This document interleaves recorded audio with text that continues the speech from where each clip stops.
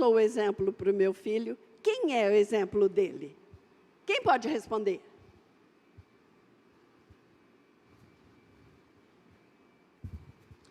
Eu Gustavo. preciso ser o exemplo do meu filho, porque se eu não for o exemplo para o meu filho, o mundo vai ser exemplo para o meu filho.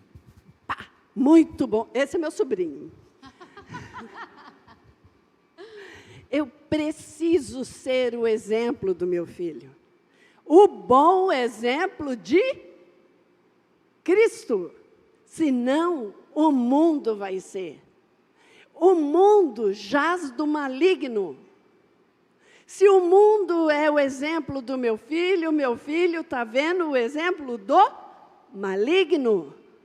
Então, sou eu que tenho que corrigir as dificuldades. Pode falar. O Gustavo já respondeu o que eu ia falar, mas é só reforçando o que ele falou. Se os filhos não vêem o exemplo em casa, não necessariamente vão pensar assim, é o mundo, né? Mas, de repente, eles vão ver exemplo de outras pessoas que gravitam em torno dele. E nem sempre é um exemplo bom, né? Às vezes um parente, às vezes um vizinho, né? Que está agindo como o mundo, não é? Exato. Então, o exemplo são os pais mesmo. Os pais tem que ser os pais em Cristo Jesus. Tem que assumir essa responsabilidade, né? Saber que eles é que serão o exemplo, né? Muito bem. Pois não, Dani.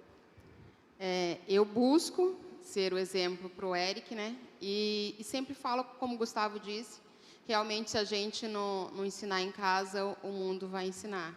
E eu sempre busco falar para o Eric, se você tiver alguma dúvida, pode perguntar. Pergunta para mim, pergunta para o seu pai. Não pergunte para outras pessoas que às vezes vão te explicar de um jeito que não é segundo o coração de Deus. Então, pergunte para nós. E eu, quando eu vejo algum exemplo errado, também eu falo, olha, isso aí, não pode fazer. Está vendo o exemplo que essa pessoa deu? É errado, não faça assim. O que você tem que fazer é assim. Então, eu tento, como o Gustavo disse, ser o exemplo para o Eric.